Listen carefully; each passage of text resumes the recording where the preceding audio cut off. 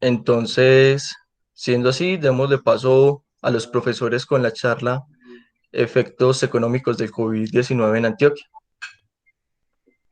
Muchas gracias, Anderson, Geraldine, por toda esta iniciativa, por estar aportando desde diferentes espacios a la promoción y la difusión de la investigación de los pregrado. Hoy lo que vamos a presentarles, tiene que ver con avances de investigación que llevamos desde el grupo de macroeconomía aplicada, un grupo que tiene amplia experiencia en las facultades de ciencias económicas, el cual pertenezco, y con seguridad vamos a tener múltiples espacios para que toda la comunidad asociada, aliada, que está pendiente del pregrado pueda vincularse con las diferentes iniciativas. En ese sentido, quiero darle la palabra al profesor Mauricio López. Para que dé un avance, solicitando amablemente que silencien los micrófonos, gracias. Que nos cuente un poco la experiencia desde el grupo. Él ha sido director del grupo por muchos años y tiene toda esa memoria histórica y que seguramente a ustedes les va a interesar para irse acercando a todos los espacios de investigación que se llevan en la facultad. Profesor Mauricio, adelante.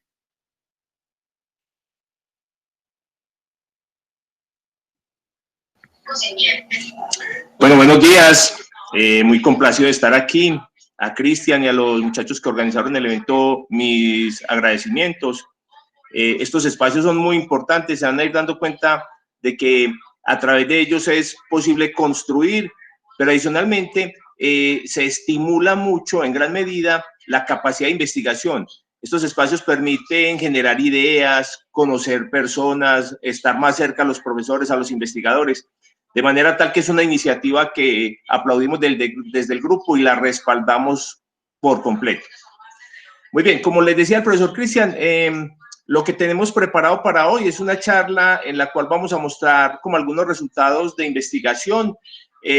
Voy a dejar que esa parte la desarrolle el profesor Cristian, pero yo previo quiero desarrollar otros aspectos relacionados con el grupo y la forma en que llegamos hasta estos resultados. El grupo de macroeconomía aplicada es un grupo con tradición en la Universidad de Antioquia, tiene ya poco más de 20 años de haber sido creado.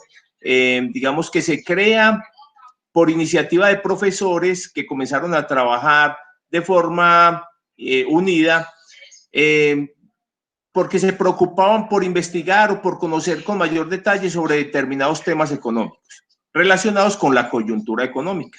En el país, pues siempre el ámbito económico, los fenómenos económicos nos van a plantear retos a los economistas, a los profesionales en el área de desarrollo territorial, en relación a buscar explicaciones o respuestas a estos sucesos. Entonces, así surge de forma natural el grupo. Se juntan un grupo de profesores y comienzan a dialogar, a buscar la relación que tiene la teoría, lo que vemos en las clases, con los fenómenos sociales y económicos que estábamos viendo. De manera espontánea, entonces, se generan unos informes y unos reportes.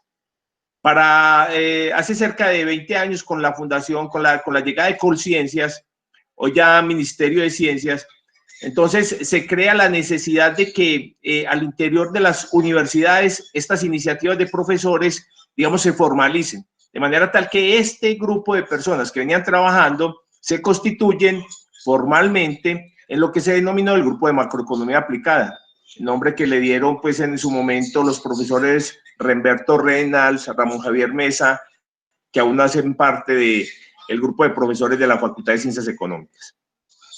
Así surge el grupo, muchos años de trabajo, preocupados por el ámbito, digamos, o los fenómenos de carácter económicos en el ámbito nacional y con una mirada también internacional. En los últimos años, de los cuales pues tanto Cristian como yo hacemos parte del grupo, la preocupación sigue siendo la misma, una mirada o un análisis de la coyuntura económica, pero digamos que hemos estado con un foco especial o una lupa en particular en los temas de empleo y de desarrollo territorial. Digamos que el territorio ha sido una preocupación importante para nosotros. En ese sentido, entonces, hemos trabajado fuertemente en este ámbito. Los temas de empleo nos han permitido tanto desarrollar metodologías y hacer trabajo de campo, como presentar resultados en diferentes subregiones del departamento, como el Oriente y el Urabá antioqueños, lugares a los cuales no llega el DANE. Entonces, digamos que nuestra preocupación en principio era un poco ver cómo era el comportamiento del mercado laboral en aquellos lugares sobre los cuales o en los cuales no teníamos estadísticas. Fue así como en Oriente, en Río Negro y en general en el Valle de San Nicolás desarrollamos encuestas de hogares con las que lográbamos medir los indicadores del mercado laboral, tasa de desempleo, tasa de ocupación, informalidad, subempleo y demás. Lo mismo hicimos en Urabá y recientemente lo mismo hemos hecho también en Suroeste, bueno, y hemos repetido el ejercicio tanto en Urabá como en el Oriente antioqueño. ¿Por qué es importante esto? Digamos que las referencias más antiguas de estos indicadores, tanto en Oriente, en Suroeste como en Urabá, son las que ha generado el grupo de macroeconomía aplicada. Dado que no tenemos estadísticas, cuando se requiere se requiere hacer un análisis de mediano o largo plazo, los únicos datos que hay reportados son estos que nosotros hemos levantado. En Oriente ya por fortuna se tiene el Observatorio del Mercado Laboral, que es una iniciativa que surgió con algunos actores del Oriente y de la cual en su momento también hicimos parte, y puedo decir que esa iniciativa surge gracias a ese trabajo que habíamos desarrollado previamente nosotros. Esto es tan solo un ejemplo de cómo el grupo puede participar o incidir en las métricas o las mediciones en el territorio. ¿Para qué sirven esas métricas? Para nosotros es muy grato decir que tanto desde las administraciones locales como desde los mismos empresarios han acudido a estos estudios para satisfacer requerimientos muy puntuales. Recuerdo el caso del Oriente antioqueño, una empresa que pretendía instalarse en un municipio del Oriente y que acudió al estudio justamente para poder conocer con mayor detalle cómo eran las particularidades del mercado laboral en esta subregión del departamento. Entonces, es un poco eso lo que hacemos, brindar respuesta, brindar soluciones a dificultades que tienen tanto los hacedores de política como otros actores que son importantes en materia económica en el territorio. Recientemente, con todo el problema pues, que se ha generado con la pandemia, la Universidad de Antioquia, digamos que genera una estrategia a la cual denominó la UDA Responde al COVID-19, en la cual integra un grupo muy importante de investigadores de toda la universidad y lo hace en 15 grupos. El grupo de macroeconomía aplicada entonces quedó a cargo de uno de esos grupos. El grupo se denominó mitigación de impactos financieros, laborales y sociales. De ese grupo entonces, del cual el líder natural es el grupo de macroeconomía aplicada, han surgido un conjunto de investigaciones. ¿Cómo surgen esas investigaciones? Digamos, como de la misma forma en que ha surgido el resto del trabajo del grupo en todos estos años. De manera espontánea, natural, nos sentamos los investigadores del grupo a pensar sobre un problema. En este caso, con Cristian y otros colegas, pues veíamos la necesidad de respuesta a problemas puntuales en relación a lo que estaba ocurriendo en materia de empleo. Tanto desde el ámbito de la oferta, es decir, nosotros, los hogares, los particulares, las familias, como del lado de la demanda, las empresas. Entonces, así surgió el estudio que Cristian les va a presentar más adelante y con el cual, puedo decirles, hoy estamos, digamos, impactando a nivel regional gracias a que pues los resultados han sido altamente divulgados en diferentes medios. El día de ayer, por ejemplo, me enviaron una nota de Dinero, en la cual hacían relación o referencia a un análisis de los resultados que recién publicamos con una encuesta con FENALCO y que llegaron a ellos y hacían referencia al impacto o a los resultados mejor y al hecho de que era una alianza entre el Grupo de Macroeconomía Aplicada y FENALCO. Pero de la misma forma, diferentes medios locales, los noticieros locales, Telemedellín, Teleantioquia, los periódicos regionales, también han difundido difundido enormemente estos resultados. Y eso es muy satisfactorio porque el cual consiste en que estos análisis que realizamos puedan impactar en los hacedores de política, pero también en quienes toman decisiones al interior de las empresas o incluso de los hogares. De manera tal que con ello, con lo que nosotros hacemos casi que diariamente, estamos alcanzando esa noble meta de poder brindar respuestas a problemas o fenómenos económicos que sean de utilidad para quienes tienen que tomar decisiones justamente en el ámbito económico. ¿Cómo funciona el grupo? Antes de dar la palabra al profesor Cristian, nosotros nos apoyamos muchísimo, somos un grupo de profesores. Traigo una presentación corta, quisiera compartirla un momentico con ustedes. ¿La ven ahí? No, todavía no la vemos. Todavía no, a ver si no.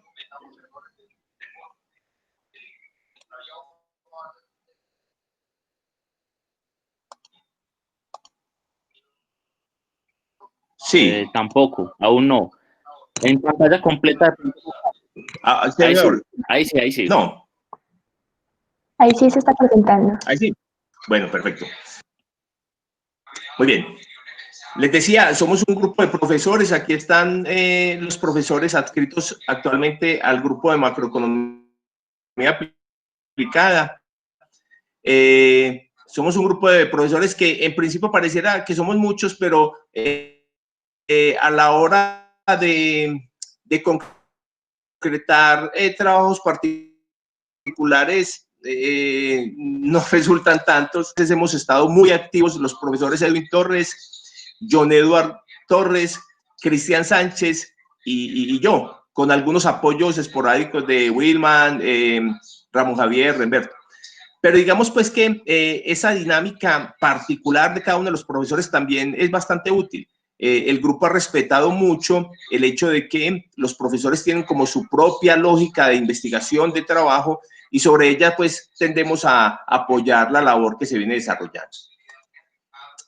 Digamos que la presentación básicamente lo que quería era mostrar este pantallazo que resume en parte como lo que nosotros pretendemos hacer. Este es como a grosso modo nuestro objetivo y es contribuir al análisis de los principales fenómenos macroeconómicos, tanto en el ámbito nacional. Cuando decimos nacional hacemos referencia no solamente a Colombia, sino también al territorio.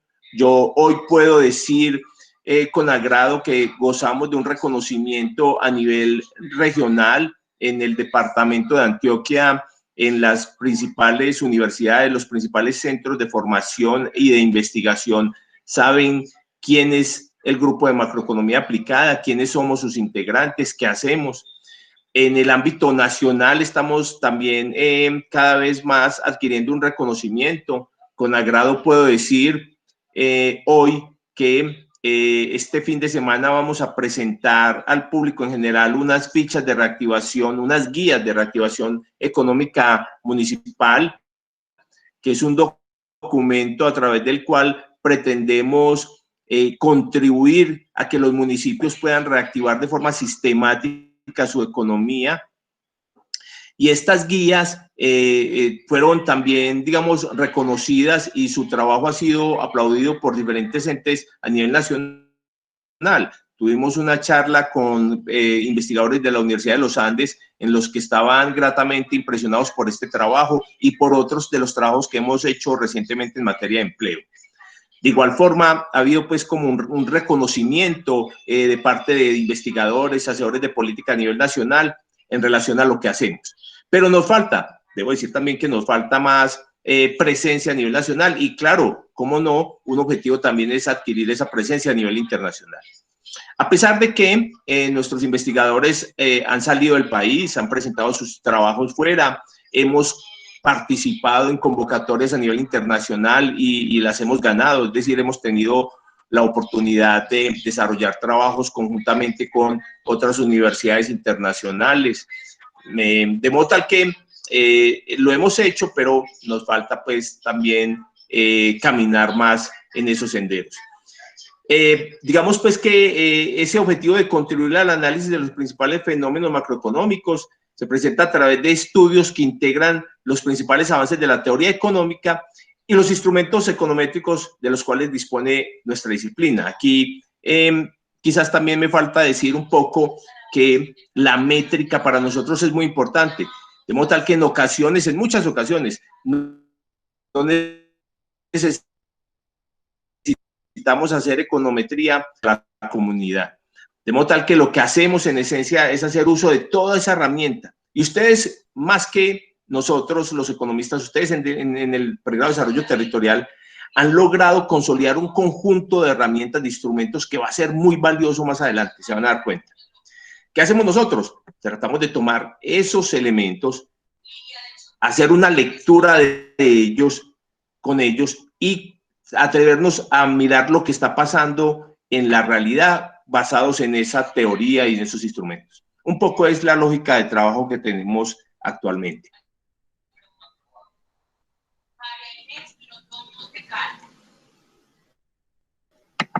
Bueno, voy a dejar de compartir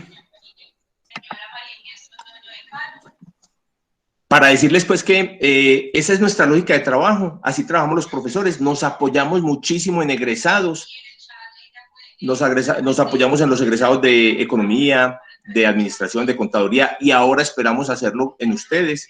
Nos gusta trabajar con estudiantes de pregrado y estudiantes de las maestrías.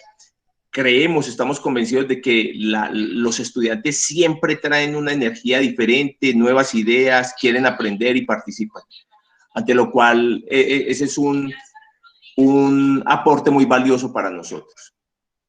Bueno, si me lo permiten, le voy a dar la palabra unos 5 minuticos a Cristian y vuelvo con ustedes en 2 minutos, que debo atender otra reunión en la que estoy conjuntamente y debo dar una respuesta rápida, pero ya estoy nuevamente con ustedes. Muchas gracias, profesor Mauricio. Cabe resaltar entonces que dentro del grupo de macroeconomía aplicada, pues hay muchas visiones o ramas de interés para nosotros, desde la medición económica, empleabilidad, finanzas públicas, medición territorial, asuntos de economía política, políticas públicas, que si ustedes están interesados en algún momento en vincularse a alguna de estas líneas, pues va a ser muy valioso. Ahora les voy a hacer la presentación que atañe.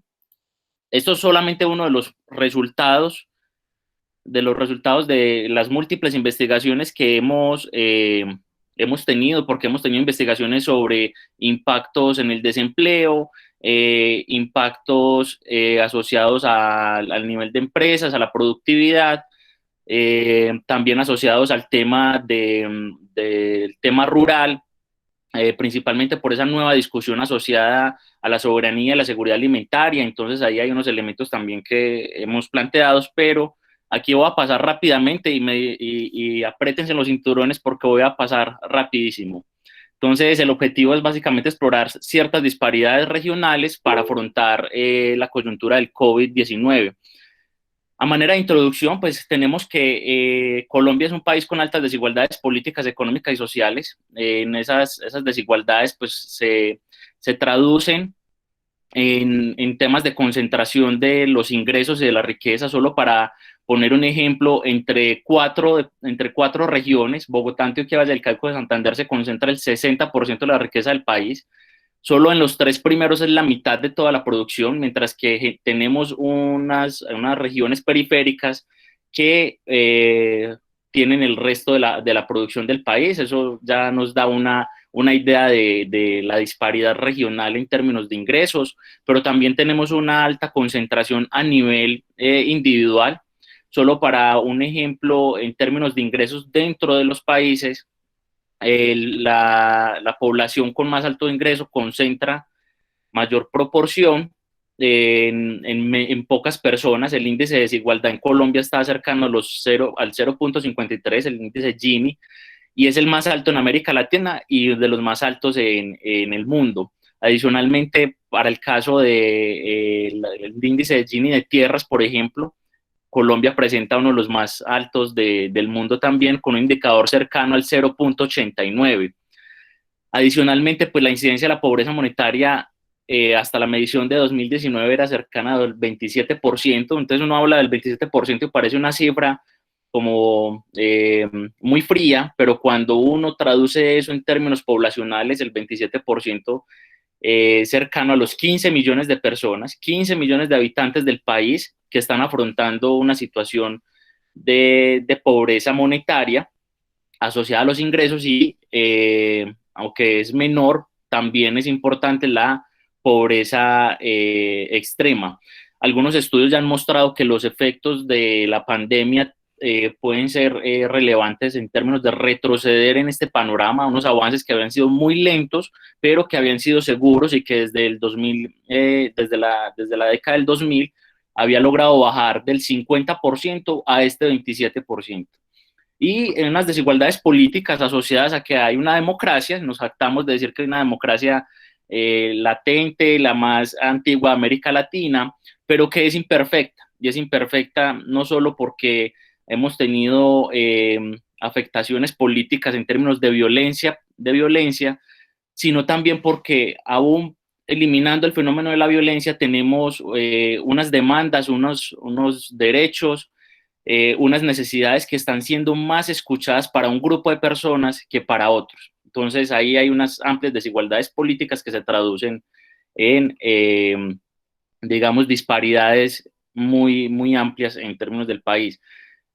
Ahí uno podría hablar como de dos fuentes principales para entender esas brechas municipales en Antioquia, unas asociadas a la salud y otras a la economía. En términos de la vulnerabilidad del sistema de salud, uno podría examinar diferentes fuentes de información, entre esas, por ejemplo, la cobertura de agua. Todo el tiempo le están diciendo a uno, lávese las manos, es el mejor método para mitigar la propagación del contagio. También hablar del aseguramiento al sistema de seguridad social. En Antioquia particularmente, pues hay buena cobertura, pero la calidad no es buena. En general sobre los municipios periféricos, la calidad resulta siendo más relevante en el área metropolitana y el oriente cercano, mientras que en los demás municipios es débil. El hacinamiento es diferente a usted decir voy a trabajar y regreso a la casa y vivo solo, la probabilidad de contagiar a otros es más baja, pero cuando miramos el hacinamiento en ciertos municipios, sobre todo del occidente antioqueño, la tasa de hacinamiento es mucho mayor. Eso también implica que la persona sale a trabajar y llega a la casa, viven 7, 8 o más personas en el mismo hogar, y eso implica obviamente mayor probabilidad de contagio a nivel familiar y a nivel municipal. La pobreza es un indicador también, el indicador de necesidades básicas insatisfechas. Por ejemplo, hay en ese indicador también asociado a la calidad de la vivienda, porque una cosa es decirle a usted encierres en una casa finca en Llano Grande cuando tenés todo a disposición, tenés la alimentación cerca, tenés acceso a servicios públicos, tenés donde caminar en la manga, pero otra cosa es usted asignarse en una vivienda donde ni siquiera tenés un fogón, y ahí el desafío entonces, por ejemplo, para los hacedores de política social es llevar comida caliente a barrios donde las condiciones de la vivienda ni siquiera permiten cocinar. Entonces no es solo la solución de mercado, sino también la solución de esas condiciones. Y vamos a ver que esas condiciones han mejorado en el tiempo, pero aún así Antioquia tiene muchos desafíos, sobre todo en la periferia. Las camas de hospitales asociadas a las camas de UCI o a las camas de cuidados especiales, que también presenta ese panorama de cómo se puede afrontar o no una enfermedad altamente contagiosa, la pirámide poblacional. Uno podría tener datos de este tipo, ¿cierto? Y examinar, por ejemplo, la cercanía entre municipios, que es más o menos lo que hicimos con las guías municipales, que ustedes van a tener luego acceso, si no este fin de semana, el próximo lunes. Para cada uno de los municipios se hace un análisis sobre, por ejemplo, la cercanía que se tiene a los centros de salud con mejor calidad, y adicionalmente el número de camas disponibles por habitantes, ¿cierto? Por cada 1000 habitantes, uno encuentra que generalmente es el Valle de Aburrá, el oriente cercano a los que tiene mayor cobertura en camas de hospitales. Algo se ha hecho en el Urabá, aunque todavía el desafío es permanente, mientras que la periferia sigue teniendo bajos índices.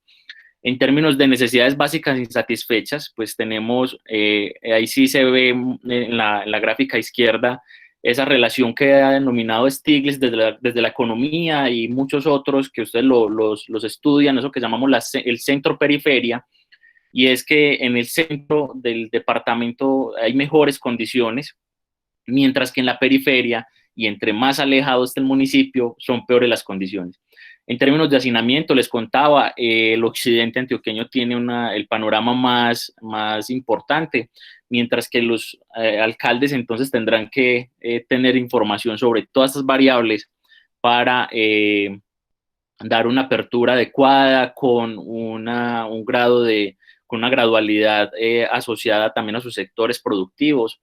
En términos de cobertura del agua, en general hay amplia cobertura, aunque hay unos desafíos en ciertos territorios. En el oriente antioqueño pues tenemos unos desafíos más en el oriente lejano, pero cuando miramos el indicador de calidad del agua, ese que llamamos el IRCA, que mide la estabilidad, si es potable o no, pues el panorama es desastroso en general para todo el departamento.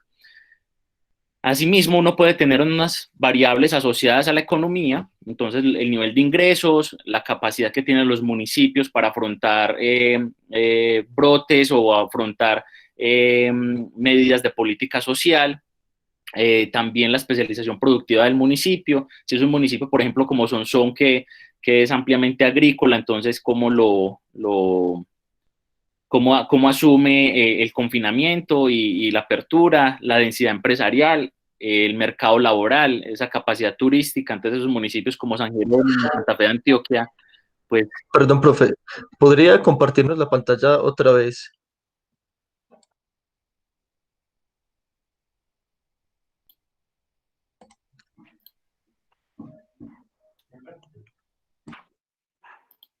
Ahí se ve. Sí. Listo. Sí, profe, muchas gracias. Con gusto. El turismo, por ejemplo, en San Jerónimo, Santa Fe de Antioquia, municipios que gran parte de la actividad económica depende de ese sector, y, por ejemplo, también no pensar en esa adopción de las tecnologías de la información, dado que incluso para la universidad ha sido un desafío llegar a las subregiones para incluso con educación virtual y para hacer el trabajo en muchos sectores que es ampliamente acogido. Aquí es simplemente qué tanto peso subregional tienen los ingresos cada una de las subregiones. En el caso de Oriente es el 9.6% de todo el PIB, Urabá el 6.52%, mientras que el Valle de Aburrá concentra el 62% de los ingresos, obviamente también por su demografía, por su amplia número de habitantes. Un indicador que muestra básicamente qué tan especializado es un municipio en un sector económico en relación a los demás municipios y en relación al valor agregado que generan los demás sectores. Eso nos da una señal de cuál es esa especialización productiva, cuáles son esas ventajas que tiene en términos de sectores. Aquí solo les voy a poner 3 ejemplos, pero es para cada uno de los sectores. Por ejemplo, en el sector agropecuario tenemos el caso del Peñol, Urrao, Campamento, Betaña, que son municipios en los que el sector agropecuario en relación a los otros tiene mayor capacidad. Mientras que el sector financiero, pues ahí tenemos los ejemplos. Medellín, por supuesto, es un municipio con alta especialización en el sector financiero, mientras que, por ejemplo, otros con mayor vulnerabilidad podrían ser estos asociados al comercio, a los restaurantes y hoteles, que es un grupo o un sector económico que es más vulnerable. Entonces, ahí, por ejemplo, hemos calculado que La Pintada tiene un alto grado de vulnerabilidad asociada a este sector, dado que su especialización productiva es amplia. Pero también tenemos a Río Negro, que depende de gran parte del sector comercial, a pesar de que también se tiene información del sector financiero muy amplia o el sector industrial que ya ha venido operando. y así tenemos otros. En términos de capacidades fiscales, pues hay unos desafíos porque si cae la actividad económica, pues también caen los ingresos tributarios de los municipios, y si caen los ingresos tributarios de los municipios, eso representa menor capacidad fiscal para afrontar la política social o destinar recursos, por ejemplo, al sistema de salud. En ese sentido, pues se tiene incluso las propuestas asociadas a flexibilizar un poco los límites de ley de gastos de funcionamiento, porque la mayoría de ellos van a terminar incumpliendo, dado esa caída de los ingresos. También el empleo, si tenemos unos municipios con un empleo de jóvenes más alto, pues implicaría que podría ser menos vulnerable ante la apertura, dado que los jóvenes parece ser que tienen mayor capacidad de respuesta frente a la enfermedad. Lo mismo la formalidad o la informalidad me indica también la vulnerabilidad. Municipios con un empleo muy informal significa que la política social va a ser más amplia. Bueno, eso es el indicador de densidad empresarial. El de turismo, por ejemplo, nos indica algunos casos en el Urabá. Necoclí en particular es un municipio que venía con un sector turístico en crecimiento, que venía con cierto dinamismo económico, y ahora posiblemente va a tener una afectación más amplia si revisamos ese indicador. Tenemos también desde el DANE, si lo han revisado, yo solo puse el ejemplo de Río Negro, pero se puede colocar cualquier municipio del país, y es una herramienta que se llama el Geovisor con el índice de vulnerabilidad, y me presenta la pobreza multidimensional asociada también al porcentaje de adultos mayores de 60 años y asociada también a los adultos de mayores de 70 años, los centros médicos cercanos y los hoteles que están cercanos, para crear ese indicador. Y con ese indicador es que lo tienen a nivel de manzana, se puede focalizar la política social de los municipios. Este es un caso para Río Negro, pero les digo que la herramienta es bastante útil para todos los municipios del país. Si vamos a analizar un poco resultados de la encuesta que desde el grupo se realizó, algo para el Oriente Antioqueño, saqué el capítulo del Oriente Antioqueño para dar un poco más de enfoque. Tenemos este panorama en términos de encuestas para todo el departamento, y para el caso del Oriente Antioqueño se hicieron alrededor de 400 encuestas. La mayoría fueron mujeres. También se tiene una distribución por estratos entre el 53% en el estrato 3, el 35% en el estrato 2, más o menos ejemplificando un poco esa representatividad. Las personas a cargo dentro de la muestra que obtuvimos es cerca del 45% no tenían personas a cargo, pero tenemos un grupo de personas después del 55% que tienen una o más personas a cargo. Por tipo de ocupación, tenemos que la mayoría eran trabajadores, 43%, de ahí teníamos también unos trabajadores que al mismo tiempo estudiaban, 19%, eso nos da una idea de cerca del 62% de las personas encuestadas que estaban trabajando. Personas que estudiaban, 26%, y cuando preguntamos sobre los ingresos, pues para el 27% de los encuestados, el ingreso de sus hogares disminuyó levemente. Para el 30% disminuyó la mitad, para el 18% permaneció igual, y para el 22% cayó totalmente. ¿Qué significa eso? Que para el 75% de los hogares en el Oriente Antioqueño, el ingreso se redujo en alguna magnitud durante la fase de confinamiento. Es probable que este panorama comience a mejorar, dado que ya hay una gradualidad en la apertura de la economía, cierta adaptabilidad para asumir trabajos solo algunos días a la semana, o simplemente haciendo funciones de teletrabajo. Sin embargo, la mayor afectación termina siendo en los estratos más bajos, que van del 1 al 3, llegando al 79% de los hogares con algún tipo de disminución. Y uno se pregunta entonces cómo financian esa disminución de los ingresos. Pues la mayoría tienen que acudir al ahorro, y el 31% de los encuestados acuden al ahorro. Es decir, que durante este mes de mayo posiblemente la tasa de ahorro caiga y pues ya esos ingresos que se tenían para ciertos días termine disminuyendo.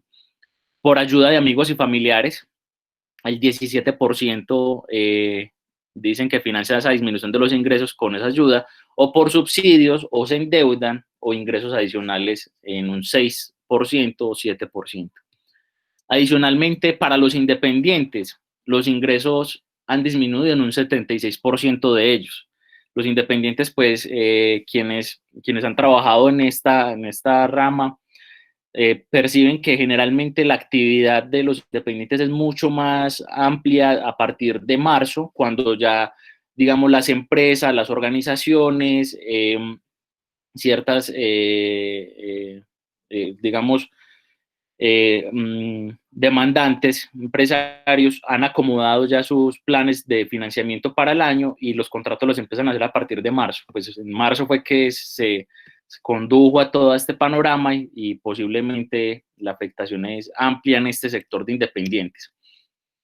Quienes estaban laborando efectivamente durante la cuarentena, para cerca de la mitad de ellos, afirmaron que estaban trabajando. Es decir, yo soy un trabajador, me preguntan si efectivamente trabajo, digo que sí. Es decir, si durante el confinamiento logré hacer actividades, por ejemplo, de teletrabajo. Y de ellos, 65% habían recibido licencias no remuneradas o vacaciones. Es decir, que hubo ahí un acomodo también desde el sector de los empresarios para no perder los empleos, sino más bien entrar en un ajuste con los empleados para asumir ese confinamiento. En esos ocupados, pues la mayoría terminan siendo actividades profesionales, científicas y técnicas, asociados también al sector de servicios, mientras que también tenemos un amplio grupo del sector del comercio y otras actividades como el transporte, comunicaciones, representa un 15%. El resto son por los demás sectores, también de la administración pública, la construcción. Por ejemplo, en el caso del Altiplano del Oriente es ampliamente acogido. En el caso del Urabá también, en apartado y Turbo, también tenía un dinamismo importante en el sector de construcción. Pues bien, para estos trabajadores, al 65% de ellos, los ingresos cayeron durante la cuarentena. Para el 65%, en alguna magnitud cambiaron. Y para el 26% de los que no estaban trabajando, o sea, de los desempleados durante la cuarentena, el 26% lo perdieron durante ese periodo. Eso obviamente le aportó a las cifras de desempleo del departamento y le aportó las cifras de desempleo del país, que ya el DANE nos mostró esta semana que podía llegar a cerca del 20% del desempleo, una cifra de desempleo que no se veía hace 20 años, y que posiblemente vamos a tener unas expectativas un poco más optimistas, dado que ese puede ser el pico. Es la medición de abril, el mes tal vez con mayor parálisis de la economía, y que de ahí en adelante pues esa cifra debería de tender a bajar. Debería de tender a bajar porque ya tenemos algunas actividades funcionando, y por ejemplo en el caso del Oriente Antioqueño, pues cierto manejo de la crisis sanitaria. Mientras que el 80% de esos desempleados llevan 6 meses buscando empleo. Es decir, que las cifras que generalmente se manejan en desempleo, pues el tiempo de búsqueda es bastante amplio, lleva entre 4 y 6 meses para encontrar un empleo. La variación de gastos en el hogar asociado al consumo por algunos sectores, solo voy a ejemplificar estos, pero tiende a ser mayor para alimentos, ligeramente mayor para productos de aseo, y permanece igual en asuntos de salud. Sin embargo, para para los hogares con menores ingresos, pues esto tiende a ser las expectativas más negativas. Por ejemplo, en términos de alimentos, no tienen las expectativas tan positivas como para el grupo general del Oriente Antioqueño. Aquí tenemos que hay un aumento permanece igual para estratos 1 y 2 o se reduce para mayor proporción de ellos. En términos de ahorro, la tasa de ahorro en Antioquia es cercana al 12-13%. En el caso del Oriente Antioqueño, el 57% de los que encuestamos ahorran menos del 10%. Y gran parte de ellos, el 24.3%, no ahorra nada, no ahorra nada. Y a medida que va aumentando la tasa de ahorro, pues es menor la proporción de personas que ahorran.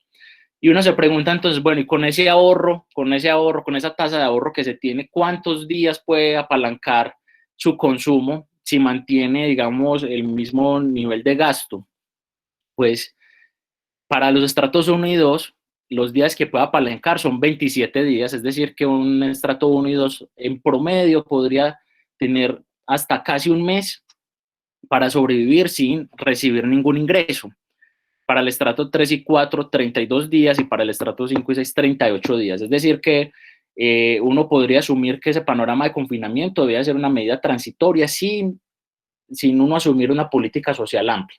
Y adicionalmente también le indica de qué tan profunda puede ser esa política social para suministrar, por ejemplo, programas asociados a la renta básica universal que está en discusión, o asociados a las transferencias monetarias condicionadas como Familias en Acción, Jóvenes en Acción y otros. Aquí hay algunos hallazgos y recomendaciones.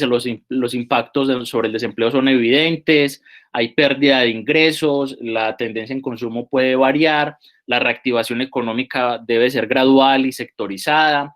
También tener mucha información epidemiológica para entender, por ejemplo, casos de municipios en los que no están rodeados con municipios que hayan presentado casos, y eso le da cierta tranquilidad a los tomadores de política para dar una apertura un poco más amplia. Adicionalmente, pues la política social del Estado debe seguirse focalizando, porque si no también pues el panorama productivo tiende a empeorar y las empresas pues no se sostienen sin hacer ventas. Y pues bueno, el Oriente Antioqueño pues es un caso que ha venido mostrando, digamos, cierto control de la epidemia, a pesar de tener un aeropuerto internacional en el que al inicio se vinieron presentando algunos casos.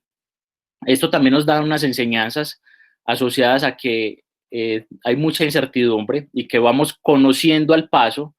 No logramos predecir todo. En el grupo de macro tendemos a hacer modelación económica, pero siempre damos la cuña de que eso es un panorama bajo unos escenarios asociados a los datos o a la información en campo que recopilamos, pero que la predicción pues resulta siendo imposible. También hay unos desafíos en términos de pensar un nuevo modelo de desarrollo, que parece que eso se ha ido menguando más porque la falta de ingresos pues nos lleva a decir, volvamos otra vez a las actividades económicas que llevábamos, a la forma de vivir, y no es una propuesta sobre el modelo económico, que me parece un poco más complicado de reevaluar, sino en términos del modelo de desarrollo. Algunos países europeos hoy están apostándole a una política de decrecimiento en sectores que no le aportan al medio ambiente, dado que ahí ya hay una ruptura en términos, por ejemplo, del consumo de biocombustibles, y eso parece ser que tiene efectos positivos de corto plazo en términos de medio ambiente. Y como diría Alejandro Gaviria, el rector de la Universidad de los Andes, pues parece que las normas de apertura, de convivencia, tener que ajustarse también al sentido común.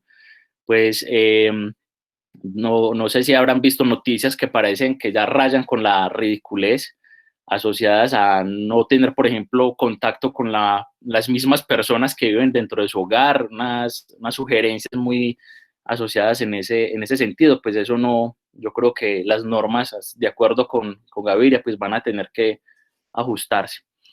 Eso era lo que les iba a presentar. y obviamente quedo atento al siguiente momento de la charla. Muy bien, le recordamos entonces que nos pueden hacer las preguntas a través del chat o pedir la palabra también por medio del chat para que lo hagan a través del micrófono.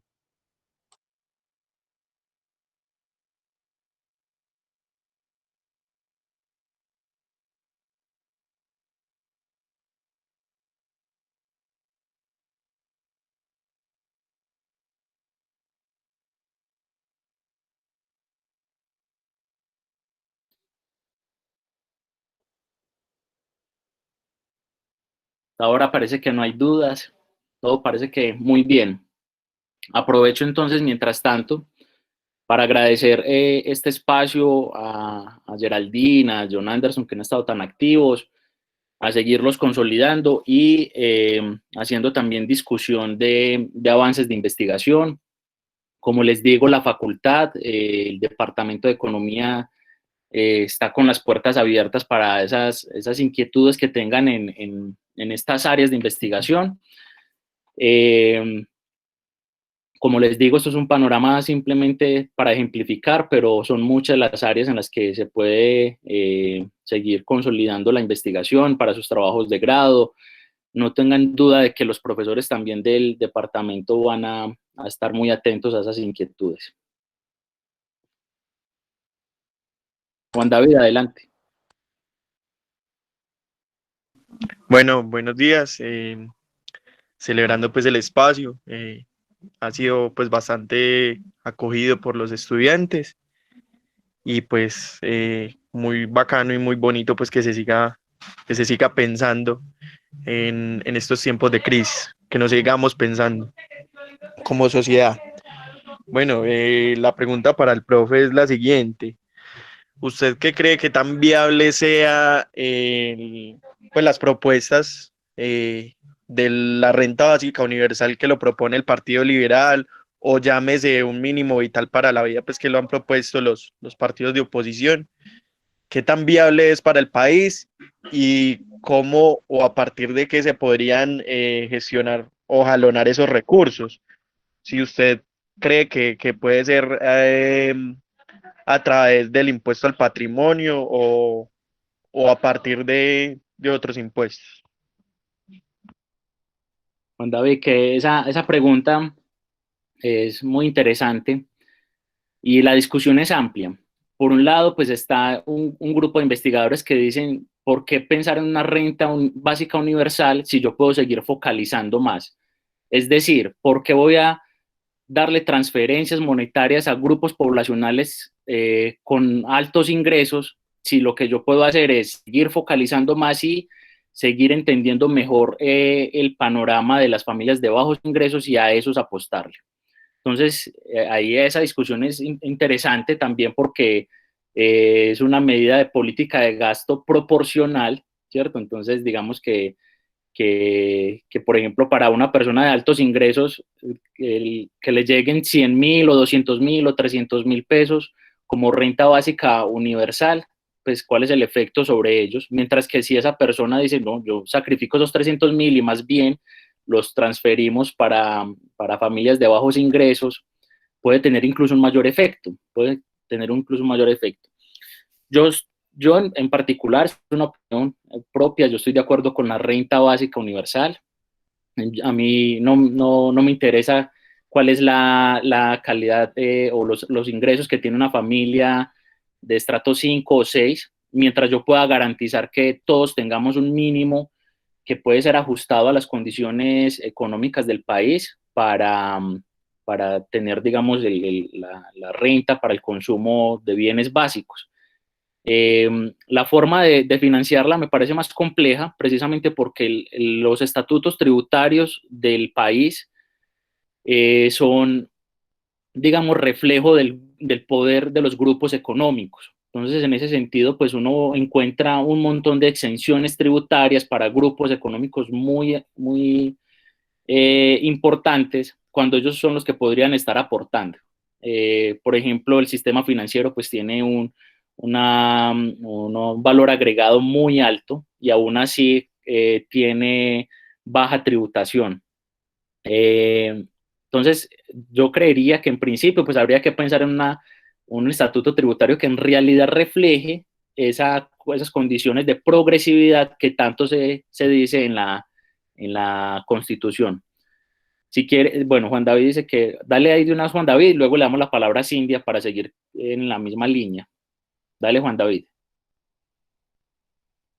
Bueno, sí, profe, precisamente iba en esa misma línea, o sea, cómo hacer o implementar pues esa política de tributación cuando el gobierno de turno pues se ve que gobierna con los poderes, con los grandes poderes económicos del país. Bueno, yo no sé si, bueno, esa es una pregunta muy política, pero hoy en día está demandado el estatuto tributario ante la Corte Constitucional y está demandado por Rodrigo Prime, por Ferguson, personas que han venido trabajando mucho la política tributaria y justicia social en el país, el tema constitucional, y ellos argumentan que el estatuto tributario del país no corresponde a esos lineamientos de la Constitución. Ellos dicen que sobre todo el elemento de progresividad no parece estar incorporado. Entonces aquí pues, solo para tener un poco de idea, una persona que está en el tercio superior de los ingresos, es decir, que está en ese 33% de mayores ingresos, son aquellos que ganan más de 4 millones de pesos en el país. Es decir, que la concentración de los bajos ingresos es muy amplia para el resto del país.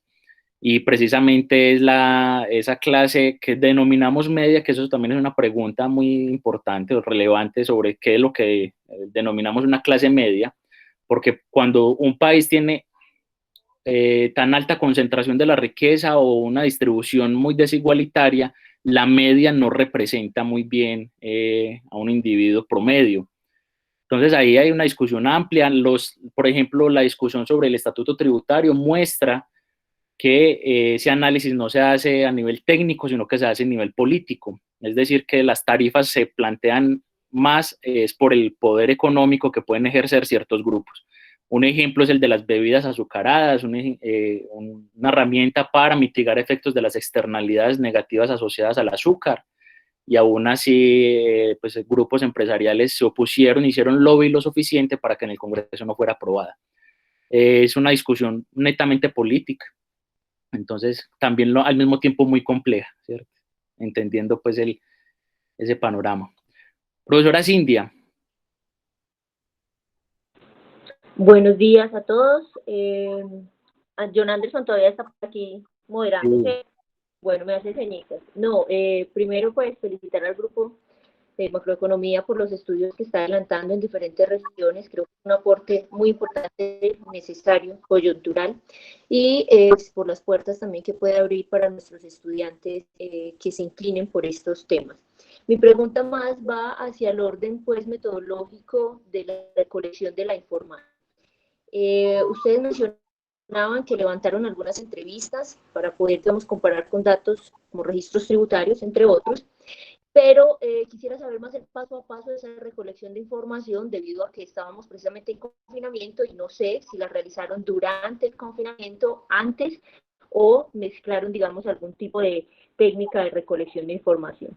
Y dos, un poco también le hago la pregunta que tiene el estudiante Juan David, considerar algunos aspectos, digamos, de beneficio económico como un salario mínimo vital. ¿Por qué podría ser viable o no podría ser viable acá en una región como el Oriente Antioqueño? O sea, quizás desde esas probabilidades que plantea el grupo, podernos comentar un poco qué sería, digamos, de ese impacto, bien sea positivo o negativo, de un posible salario, digamos, mínimo vital.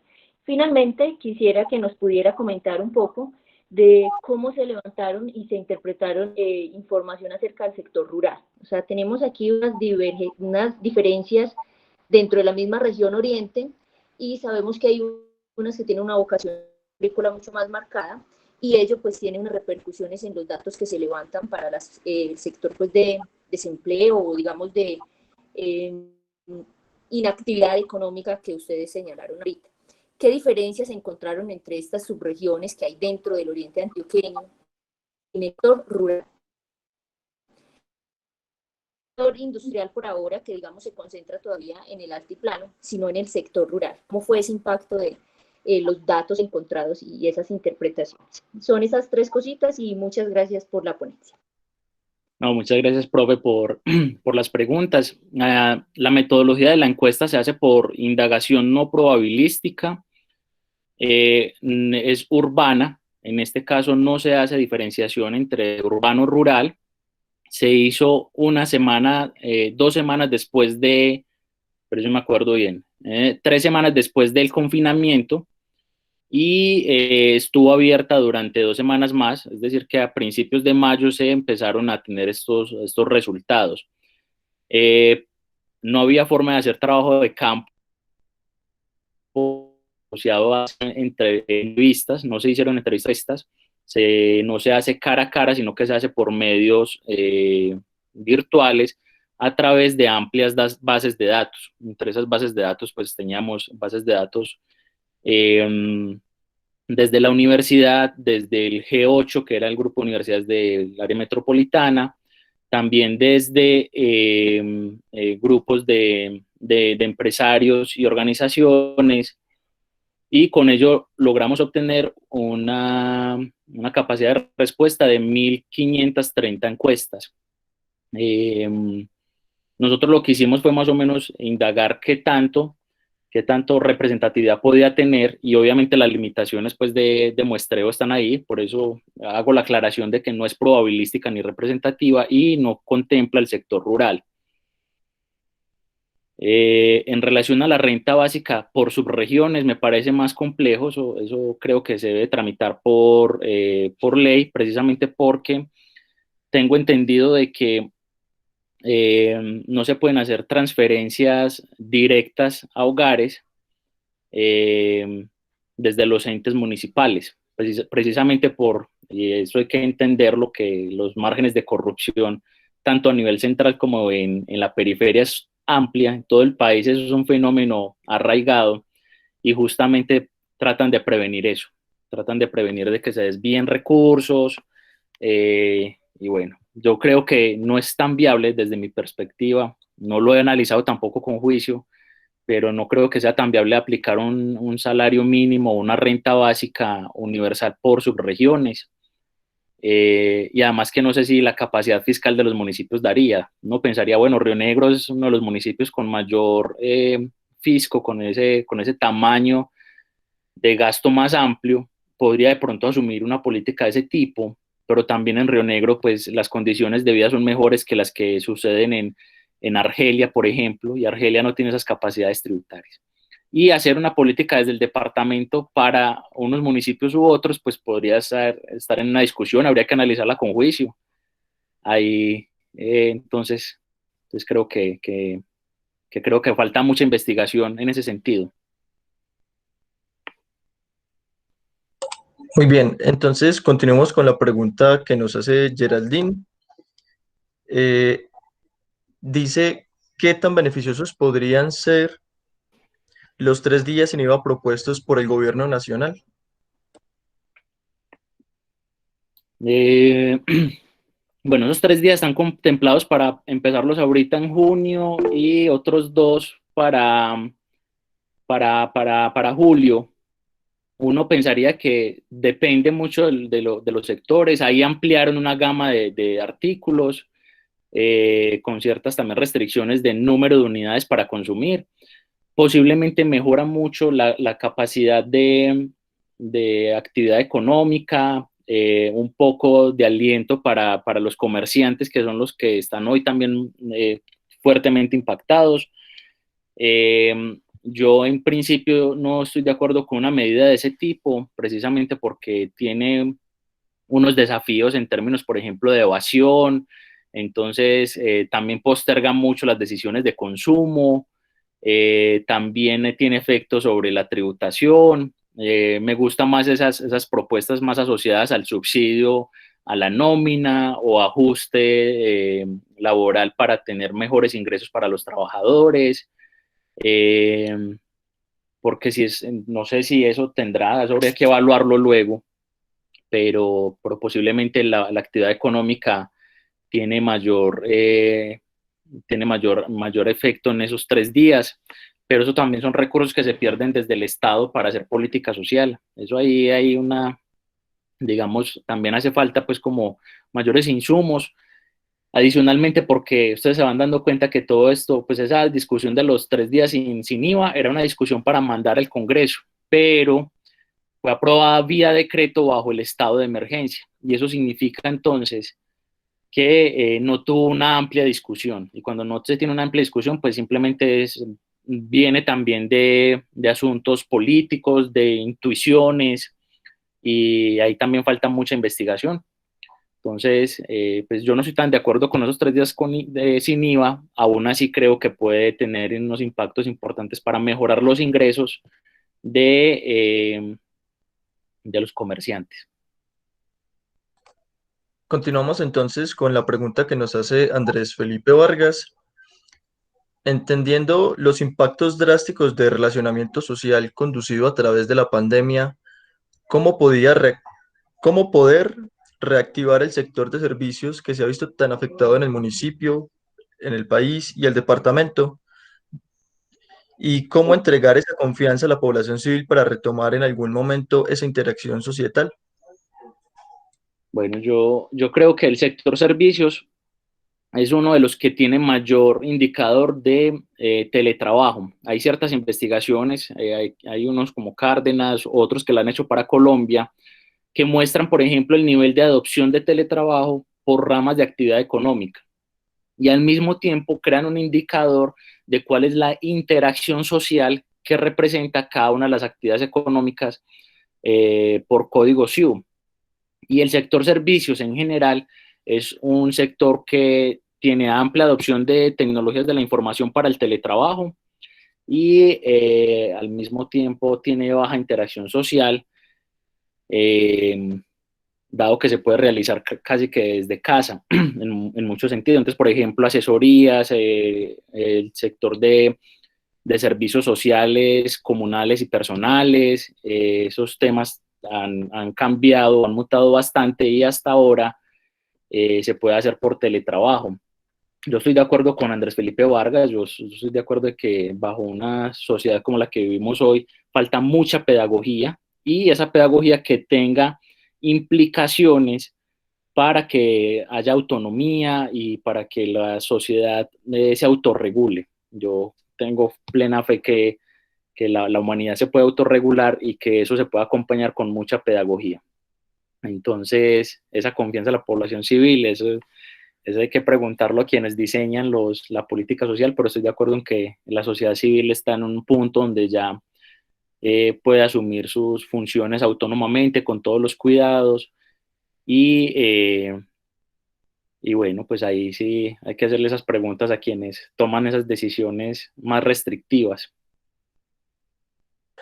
Listo, Juan David nos pide la palabra, entonces adelante, Juan David. Bueno, profe, ay, disculpan, pues la pregunta era, pero estos temas pues lo emocionan a uno. Eh, esta pregunta va por la misma línea de, como lo plantea la profesora Cindia. Pues si se quiere puede ser una pregunta muy utópica, pero, o sea, si ¿usted qué cree que si los municipios se pueden unir en la gran provincia del Oriente Antioqueño como lo pensaban pues nuestros abuelos, nuestros padres, nuestros abuelos y nuestros bisabuelos, pues como esa provincia, gran provincia del Oriente Antioqueño, ¿usted cree que se podrían trasladar esos recursos de los municipios con mayor capacidad para fiscalizar hacia otros municipios como el Oriente Lejano que dependen más del Estado? Vuelvo e insisto, ahí hay una discusión que eso tiene que pasar por Congreso. Tengo entendido que la profesora que nos acompaña, Consuelo, ha sido una gran promotora de eso en el Congreso. la ley que ella promueve, si no mal recuerdo, no tiene esa discusión, tiene una discusión más sobre el financiamiento, pero no tanto sobre la transferencia de gasto público entre municipios, sino para proyectos más a nivel provincial.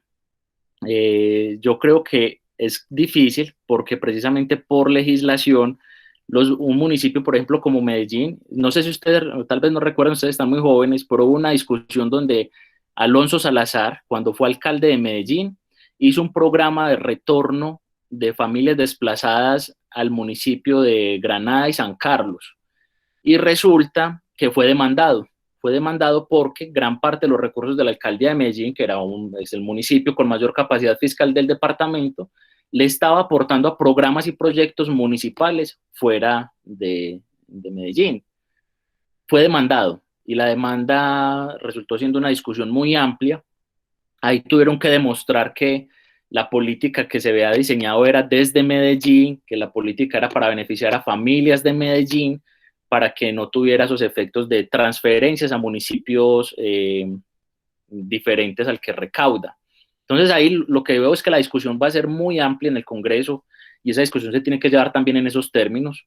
Yo, por ejemplo, soy uno de los que pienso que Río Negro, por ejemplo, tiene mucha capacidad fiscal, pero cuando uno se va para el Chocó a municipalidades como a Candí, en un lugar que me gusta mucho, pues uno lo que ve ahí es que hay una descompensación territorial sobre el nivel de gasto público. Uno que podría decir también, pues eso le correspondería al Estado central, pero el Estado central termina atendiendo unas demandas de unos sectores que son los que tienen el poder político.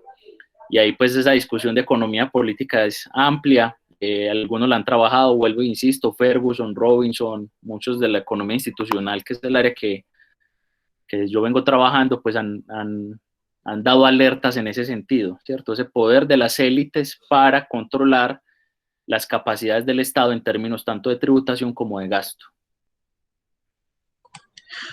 Tenemos otra pregunta y es cómo entregar esa confianza a la población civil entonces cuando en esta contingencia se han disparado casos de corrupción en el país. Bueno, no sé si se hayan disparado, yo creo que se hacen visibles porque nos duele más, ¿cierto? Y nos dolía, y yo creo que ya tiene incluso a doler menos porque volvemos otra vez a normalizar, pero seguramente la corrupción estuvo latente todo el tiempo, no creo que se haya disparado, probablemente se mantuvo en los niveles que siempre hemos tenido, que son muy altos, que son aberrantes. El caso, por ejemplo, de Colombia, Antioquia y sus municipios, en todas las instituciones del Estado se permea. Entonces, también puede haber una falta de confianza que no viene no solo del Estado a los ciudadanos, sino que los ciudadanos no le tenemos confianza al Estado y a los que hacen política desde el Estado. Entonces, no considero que se haya disparado. Probablemente ahí la confianza va a ser hacer más veeduría ciudadana, más control social, autorregularnos entre nosotros. Por ejemplo, si sabemos que hay un contagiado cerca, pues entonces permítase usted con sus vecinos de estar en casa, de saber que si usted está contagiado no salga. Casos de ese tipo se ven enormemente y eso también es un acto de corrupción. Y es el acto de usted decir, estoy contagiado y aún así voy y salgo a hacer compras, ¿cierto? Y ahí también hay actos desde la ciudadanía que pueden ser muy responsables. Si sabemos que en nuestro municipio no hay contagiados o tenemos, por ejemplo, familiares con más vulnerabilidad, pues a partir de ahí también. Entonces, si ahí hay una confianza, hay una fragmentación de la confianza ya social en todo el país, tanto desde el Estado a los ciudadanos, como evidenciamos, como de los ciudadanos al Estado, por obvias razones.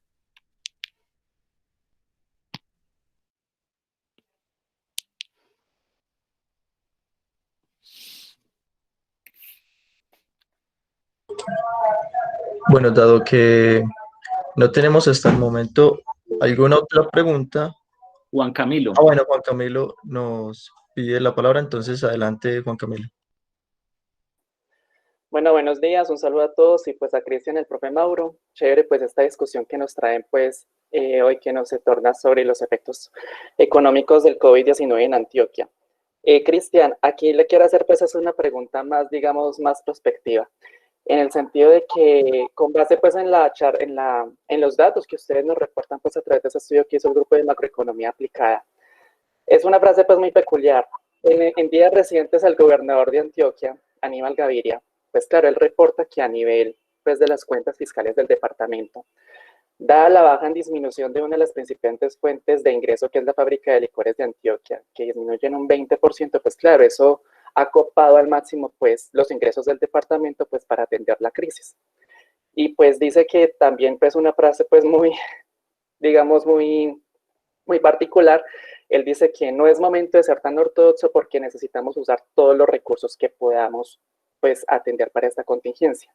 Mi punto va en ese sentido para la pregunta que le quiero formular. Él dice que listo, hay que endeudar el departamento, él dice que entre 400.000 y 450.000 millones de pesos. Digamos que es un monto alto, pero también lo pienso desde que, o sea, cuando empieza esta contingencia, pues claro, empiezan nuevas alcaldías, se están formulando planes de desarrollo y pues claro, a nivel fiscal, la financiación de esos planes de desarrollo que paulatinamente pues se han venido aprobando, pues eso notablemente va a tener impactos tanto para las finanzas del departamento como para las finanzas del municipio. Ustedes desde el grupo de macroeconomía aplicada, ¿qué visión de perspectiva tienen que en un caso como Antioquia, que entre comillas le ha ido bien en el manejo de la crisis, también que otros departamentos del país pues sigan porque eventualmente se van a endeudar? Entonces, ¿qué visión de perspectiva tienen a nivel de cuentas fiscales de los departamentos pues en este aumento de deuda y cómo pueden solventar en esta coyuntura económica por la que estamos pasando? Muchas gracias, Juan Camilo. Nosotros desde el grupo venimos asesorando a algunos municipios también en términos fiscales y entre ellos el departamento de Antioquia. Y para el cuatrenio, para la financiación de todo el plan de desarrollo, pues no se ha contemplado disminución en los ingresos. Y, digamos, para toda la financiación de todo el grupo. Uno de los ingresos que sí van a caer y que van a tener que ser compensados por otro lado, va a ser los ingresos de fábrica de licores.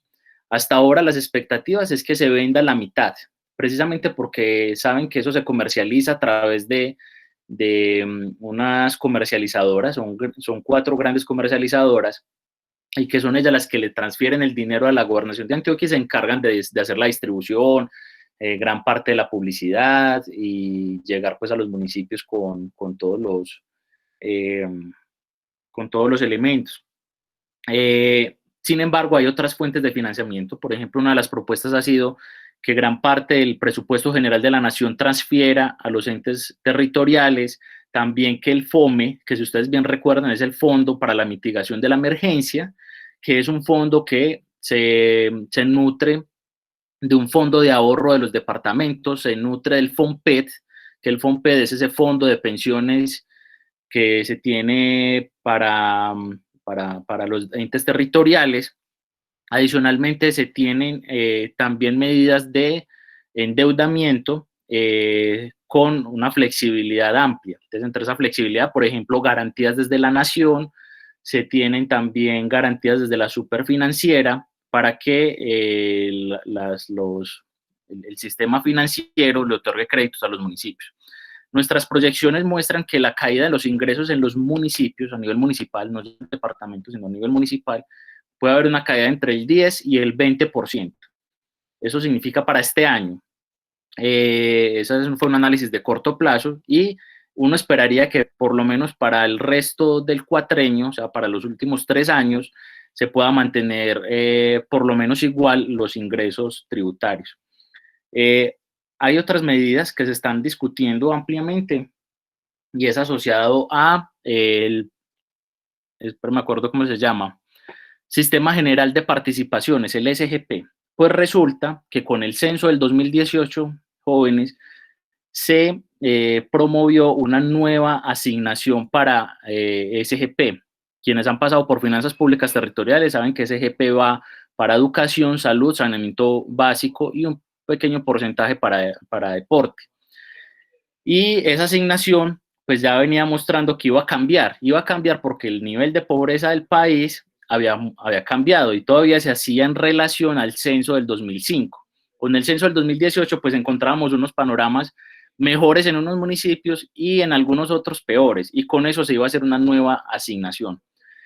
Pues la medida ya ha sido parada para que no se implemente a partir de este año, y eso no signifique una pérdida de ingresos para los municipios, que es, por ejemplo, ese fondo del Sistema General de Participaciones es uno de los más amplios que tiene cada municipio para asumir su gasto en esos sectores. La pregunta, ¿cuál es más? Iba en ese sentido. Sí, ahí hay unos desafíos, pero creo que de mantener como esta política y asumir esos recursos que se tienen, pues tal vez el impacto pueda ser menor. No sé si habría otra.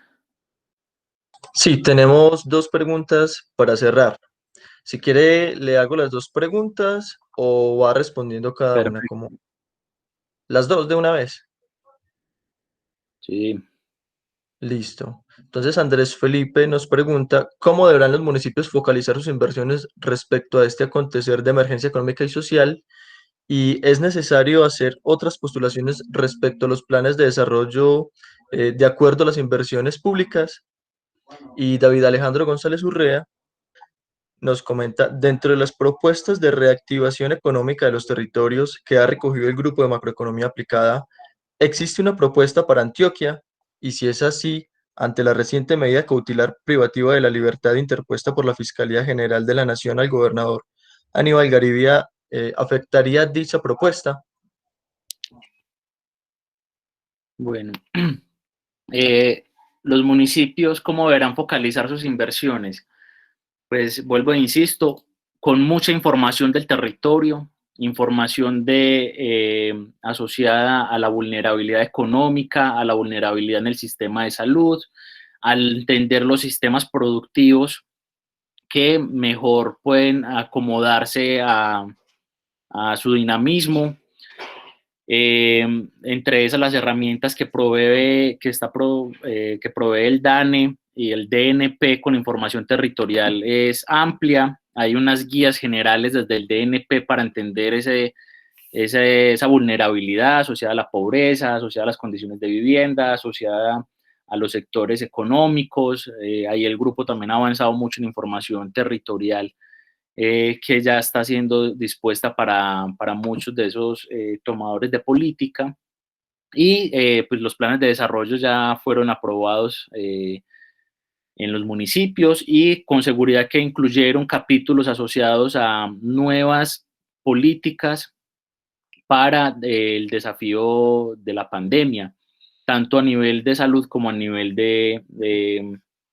como a nivel económico.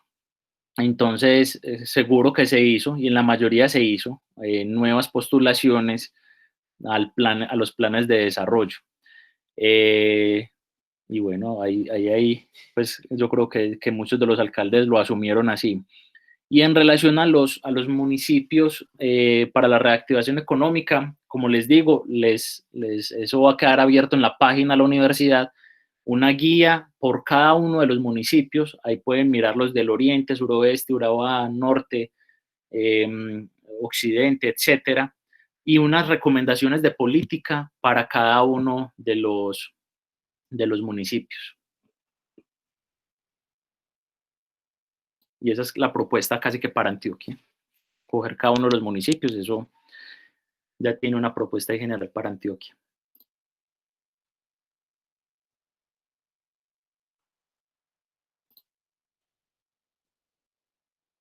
Muy bien, entonces finalizamos esta charla que tuvo por nombre Efectos del COVID-19 en Antioquia. Agradecemos al profesor Cristian y al profesor Mauricio por vincularse a esta iniciativa estudiantil. Les recordamos que dentro de 15 días, el 19 de junio, tendremos nuestra próxima charla con el profesor Juan Camilo Rengifo López, para que estén pendientes de la publicidad que se saca al respecto.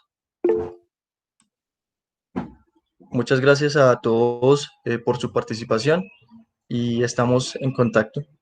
Muchas gracias a ustedes por todo.